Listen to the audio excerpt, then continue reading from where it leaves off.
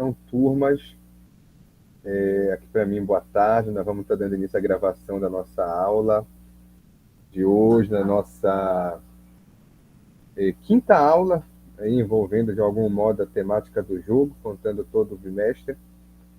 Tema da nossa aula: jogos, culturas e identidade. Então, conceitos que já foram de algum modo explicados, mas que nessa aula de hoje ele vai ser mais bem exemplificado. Então, a ideia é que a gente tenha alguns conceitos, novamente retomar alguns conceitos, mas também exemplificar essa relação entre jogos, culturas e identidade, pensando algumas questões do contemporâneo. Dentro dele, retomando lá o tema que a professora Elane comentou com a gente, que é dos jogos eletrônicos. Pensar essa questão de cultura e identidade nos jogos eletrônicos. Então, esse é um pouco o nosso caminho, o nosso escopo da aula de hoje, tá bom? Vamos ver aqui. Bem rapidamente, o slide é só ilustrativo, para nós irmos pensando sobre o conceito de jogo, cultura, identidade, e rapidamente rememorando aquilo que a gente já viu nas aulas também de filosofia e sociologia, principalmente sobre cultura e identidade, sei que vocês já viram. Rememorar aqui o conceito do Huizinga sobre jogo, pensador clássico que nós utilizamos, tema de questões do Enem. Preste atenção também nos grifos. O jogo é uma atividade voluntária, olha aí, livre, exercida dentro de certos e determinados limites de tempo e espaço, segundo regras livremente consentidas, ou seja, tem que ter regras, mas que são absolutamente obrigatórias. Os sujeitos escolhem, mas são obrigatórias. Dotado de um fim em si mesmo, acompanhado de um sentimento de tensão e alegria e de uma consciência de ser diferente da vida cotidiana. Aqui é só para retomar o conceito que nós já conhecemos: jogo é alguma coisa que tem a ver com atividade voluntária, com limite de tempo e espaço de onde ocorre cada brincadeira, cada jogo, né? Não se joga para sempre e nem em qualquer lugar, com regras flexíveis, livremente consentidas e que são obrigatórias. Tem que ter regra, sejam poucas ou sejam muitas, dotado de um fim nele mesmo, ou seja, a finalidade do jogo é a própria ludicidade, acompanhado de um clima de tensão e alegria, tensão pela incerteza do resultado e alegria pela presença do lúdico e de ser diferente da vida cotidiana, no sentido de uma atividade com fim nela mesma. Cultura, vamos ver aqui esse conceito. Todo complexo que inclui conhecimento, crença, arte, leis, moral e costumes, e qualquer outras complexidades e hábitos adquiridos pelo homem enquanto membro da sociedade. Vejam bem, nós estamos aqui inicialmente nos conceitos-chave da nossa aula: jogo, cultura e identidade. Então, a ideia é pensar a cultura como um complexo que vai envolver práticas de crenças, artes, leis, moral e costumes de um povo, hábitos que os sujeitos compartilham, né, que são adquiridos, que a gente aprende essa cultura enquanto membro de uma sociedade. Olha a imagem, né?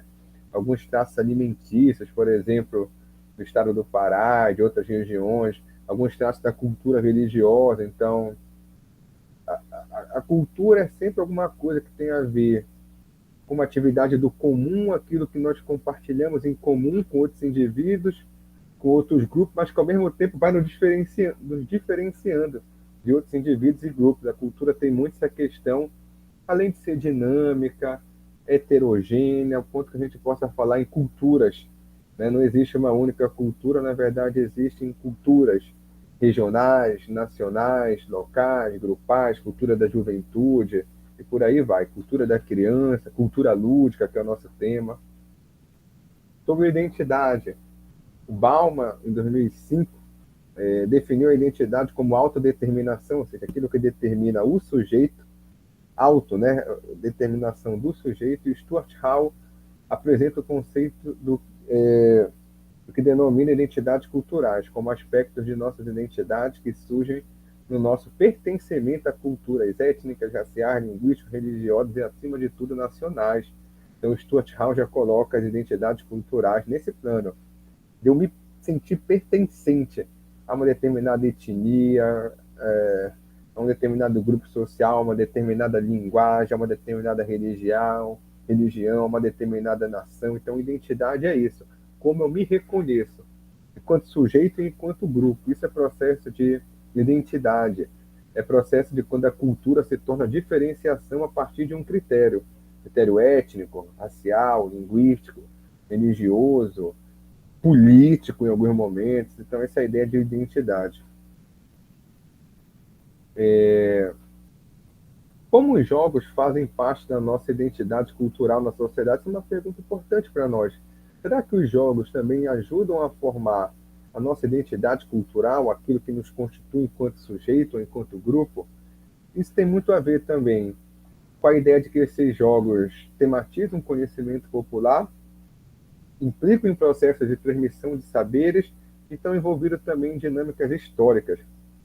Olha, essas três imagens são bem ilustrativas, turmas, porque essas três imagens revelam um processo de constituição de identidade, ou seja, de autodeterminação, de reconhecimento, de práticas a partir dos jogos. Então, olha aí, os jogos eletrônicos formam um processo de identidade, né? Dentro dessa cultura virtual, se reconhecem enquanto gamers, ali na favela, brincando, favela, periferia, brincando um futebol. É um processo também de identidade, se reconhecer enquanto sujeito desse local e praticante dessa prática. E aí um jogo típico da cultura indígena, que também ajuda a constituir a sua cultura, o cabo de guerra, e tem vários outros. Então, em próprias expressões lúdicas da cultura lúdica, nós podemos ver a formação de identidade, de grupo, de sujeito. Às vezes o mesmo sujeito pode partilhar mais de uma identidade, pode se reconhecer de diferentes modos, isso é perfeitamente possível. Isso aqui também é interessante, jogo, cultura, identidade, a ideia de competição esportiva também. Isso aqui é uma brincadeira, porque quando a gente fala em competição esportiva, geralmente nós pensamos nas Olimpíadas, Copa do Mundo de futebol, de basquete, de vôlei, nas Paralimpíadas que está aí passando, e não necessariamente a gente pensa em outros processos de competição, talvez não tão mediatizados, não tão explorados pela indústria cultural, que é o exemplo aqui, né? Nessa questão de jogo, cultura e identidade, a gente pode falar dos jogos indígenas. Então, existe um comitê intertribal indígena com apoio do Ministério dos Esportes, os próprios, enfim, os grupos indígenas também já adentraram nessa dinâmica do lúdico, também na dinâmica competitiva. Ele tem como objetivo a integração das diferentes tribos, assim como o resgate e a celebração dessas culturas tradicionais, né, os Jogos Mundiais dos Povos Indígenas. A edição dos Jogos de 2003 teve a participação de 70 etnias. Olha como isso é interessante. Geralmente não se fala disso, né? Não se fala dessa cultura lúdica, dessa cultura competitiva e esportiva vivenciada pelas etnias indígenas. Talvez porque elas não são hegemônicas, porque elas não estão nos centros de poder. Então, esse é um ponto interessante também para a gente ver como essa cultura lúdica é ampla, né, em diferentes grupos, contextos. Aqui os exemplos de alguns jogos, o arco e flecha é bem famoso, cabo de guerra, canoagem, a corrida de tora, tem algumas práticas ligadas a lutas também. A gente pode dizer que essa cultura corporal indígena ela é muito rica, as formas de se movimentar, de usar o corpo, e formam suas identidades. Quando nós formos falar de lutas, vamos conhecer algumas lutas nessa mediação entre a cultura africana, indígena, de como se constitui marajoara, de como se constitui também representações identitárias. Aqui tem um aspecto interessante, porque não quer dizer que se um determinado produto cultural surge na cultura indígena, que ele fica só lá. Olha aqui o que esse trecho diz. Perdão. A indústria cultural foi capaz de transformar atividades vitais, ou seja, atividades usadas para a sobrevivência dos indígenas e conduta lúdica para outras culturas. Vamos ver o exemplo disso. Olha o que eu estou falando.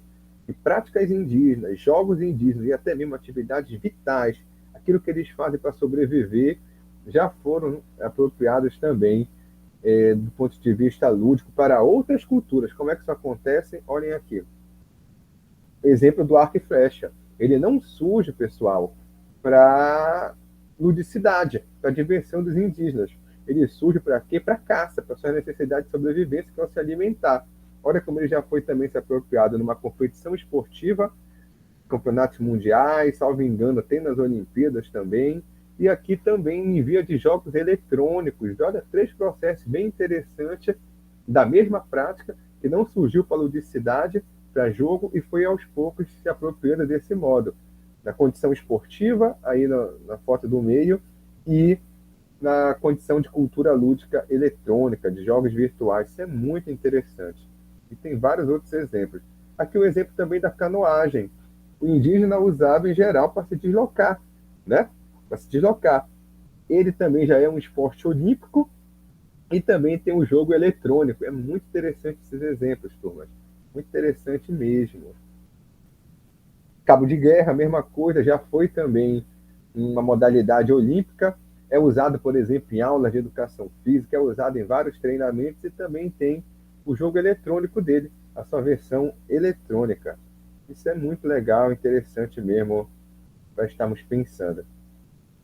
Vou trazer para vocês aqui um conceito que é fundamental da aula de hoje, que é o conceito de cultura lúdica de um sociólogo chamado Gilles Bruguer, francês. Olha o que ele fala aí para gente. Preste atenção e depois eu vou destacar alguns elementos. De acordo com o sociólogo francês Bruguer, jogo e cultura se conectam em uma relação de aprendizagem, né? Então, jogo e cultura se conectam quando a gente é colocado para aprender isso. Na medida em que a cultura é lúdica, antes de tudo, um conjunto de procedimentos que permitem tornar o jogo possível. Já vou retornar a isso. Ou seja, ainda que o jogo seja um espaço de produção de cultura lúdica, a gente produz cultura lúdica no jogo, e em primeira instância, antes de produzir essa cultura lúdica, isso é fundamental, turmas. O jogador necessita aprender uma gama de signos e de condutas presentes em cada atividade lúdica. Nesse caso, aprende-se a cultura lúdica em processo de interação, em contato, em troca com os outros sujeitos, outros grupos, culturas, que se aproximam do que o Walter Benjamin chamou de narração, conversa, troca de experiência, bem sinteticamente. Mas, grosso modo, pessoal, o que quer dizer essa cultura lúdica? Quer dizer que, antes de eu aprender qualquer brincadeira ou jogo, antes de eu jogar, eu tenho que conhecer regras, às vezes alguns elementos históricos, o que pode, o que não pode, o que é permitido, o que não é permitido, algumas habilidades. Isso que o Bruguer chama de cultura lúdica, ou seja, signos e condutas que já existem naquele jogo, que eu tenho que me familiarizar e aprender. E aí, a partir disso, eu vou produzindo uma nova cultura lúdica, mas quando eu me aproprio da cultura lúdica existente. Essa ideia é muito interessante. Nós não jogamos nenhum jogo, por exemplo, sem conhecer as regras, ou sem firmar regras com outras pessoas, sem conhecer como funciona. E de tanta gente jogar, a gente se aprimora, a gente fica melhor num jogo, numa brincadeira, a gente potencializa a nossa cultura lúdica. Essa é a ideia do Gilles Bruguer com esse conceito. Aqui o Gilles Bruguer também reafirma que essa cultura lúdica existe tanto em jogos tradicionais como em jogos mais recentes, do contemporâneo, assim a gente pode colocar. Então não é algo exclusivo antigo e muito menos não está fora da dinâmica recente. Por exemplo, existe uma cultura lúdica virtual, né? Olha aqui a setinha indicando que esse movimento da cultura lúdica está presente nos jogos tradicionais e nos jogos recentes, nos contemporâneos. A cultura lúdica é um conjunto vivo, diversificado conforme os indivíduos e os grupos, em função dos hábitos lúdicos, das condições climáticas ou espaciais. Então, a cultura lúdica é o que a gente vivencia, ela é real, ela é experienciada, essa é a ideia do Bruguer. Aqui mais alguns exemplos, né? A cultura lúdica se diversifica a partir de cada local. Lembrem lá do Huizinga, jogo está sempre numa relação de espaço e tempo, pessoal. Então, o meio social interfere nessa cultura lúdica. A criança do interior, a criança da cidade, a criança indígena, o idoso, o nordestino, o nortista, cada especificidade dessa vai produzir uma cultura lúdica. Às vezes, numa rua, você tem brincadeira diferente de outros bairros, de outras cidades. Então, essa cultura lúdica muda com o meio social, com as condições da cidade, né? Às vezes essa questão de muita violência na cidade modifica a cultura lúdica, colocando o virtual como uma possibilidade. A questão de gênero também, embora isso seja sempre polêmico, né? Tem vários estereótipos aí nesses meandros da cultura lúdica, que às vezes tentam afirmar que certas práticas são somente masculinas ou femininas. Então tem uma cultura lúdica também hegemônica. que tenta padronizar comportamentos e, particularmente, eu não tenho acordo com isso. Enfim, as práticas elas não necessariamente poderiam ser definidas somente por essa condição, mas existem muitos estereótipos nessa questão aí, caracterizando os jogos eletrônicos, aí para a gente já indo para a nossa eixo final aí da aula. O que são jogos eletrônicos nós já vimos lá na aula da professora Elane. Então, quando a gente fala de jogos eletrônicos, aqui algumas imagens só para ajudar a ilustrar. Nós estamos falando, em geral, de jogos que precisam de um certo dispositivo, né, para gerar, para rodar ali os jogos, os consoles e tudo mais, computadores, tablet, notebook, e essa interação ela é virtual. Eu posso jogar em rede também, eu posso jogar com outro sujeito do lado, por exemplo, dos videogames, eu posso jogar sozinho, mas tem que ter um dispositivo para rodar o jogo. E a dinâmica vai se dar nesse meio mediado pelas tecnologias, tá bom? Aqui uma classificação bem breve dos jogos de aventura, de jogos eletrônicos. Existem os de ação e aventura, os de simulação esportiva, que vocês conhecem bastante, os de estratégia, que são aqueles jogos que a gente tem que construir estratégias para interagir no meio virtual.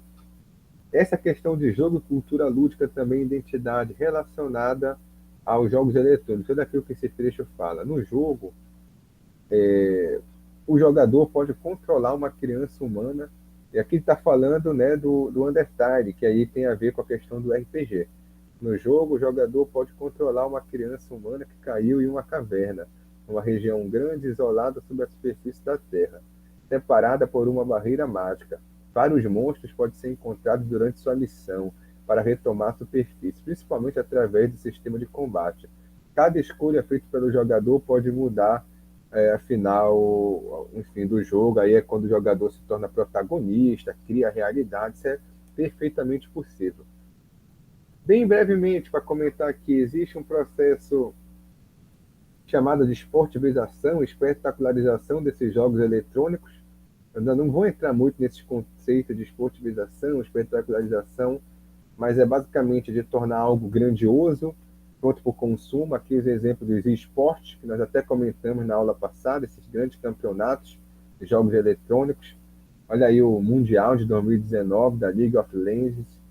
Olha quanto se mobiliza de pessoas, de dinheiro e tudo mais. Então era só um comentário bem rápido sobre essa esportivização, né? Na verdade, a centralidade da nossa aula desse conceito: jogo, cultura, cultura lúdica. E aí foi só para a gente retomar alguns elementos dos jogos eletrônicos. Vamos resolver uma questão do Enem, tá bom? De 2015 sobre jogo. Vamos ver como é bem fácil. Riscar o chão para sair pulando é uma brincadeira que vem de tempos do Império Romano. A amarelina original tinha mais de 100 metros e era usada como treinamento militar. As crianças romanas então fizeram imitações reduzidas do campo utilizado pelos soldados e acrescentaram numeração nos quadrados que deveriam ser pulados. Hoje as amarelinas variam nos formatos geométricos e na quantidade de cada. Olha aí a transformação, como essa amarelina foi mudando ao longo da história. Isso é típico do jogo. As palavras céu e inferno podem ser escritas no começo e no final do desenho, que é marcado no chão de giz, tinta ou graveto. Aqui está falando de estar disponível o texto. Vamos ver a questão. Com base em fatos históricos, o texto retrata o processo de adaptação pelo qual passou um tipo de brincadeira. Nesse sentido, conclui-se que as brincadeiras comportam ou há... Perdão. Observem aí. Está falando de transformação de processos de brincar, da brincadeira, e depois vai querer saber de vocês o que essas brincadeiras comportam, que possibilita essas transformações. Vamos ler aqui. É porque elas têm caráter competitivo, que se assemelha às suas origens? Não. Competição ferrenha não é semelhante às origens das brincadeiras. Na verdade, nem é característica principal delas. Delimitação de regras que se perpetuam com o tempo, tem regras, mas elas não se perpetuam, elas se modificam com o tempo. Olha aí o exemplo. Definição antecipada do número de participantes? Jamais. A definição é na hora, é no momento lúdico. Objetivo de aperfeiçoamento físico daqueles que o praticam? Jamais. Quando vocês ouvirem algo como aperfeiçoamento físico, aperfeiçoamento de habilidades, tem que ter muito cuidado em relação ao jogo. Em geral, isso é associado ao esporte. Olha como a resposta certa, a letra E, já fala o que tem aí de correto, né? O que tem de palavra-chave. Possibilidade de reinvenção no contexto em que é realizada. Perfeito. A brincadeira ela pode ser sempre reinventada no contexto que é realizada. Por isso a correta é a letra E. Uma questão de nível médio, vocês certamente acertariam. Referências da nossa aula de hoje, pessoal. E nós finalizamos por aqui. Eu agradeço a contribuição de vocês. Finalizando a gravação.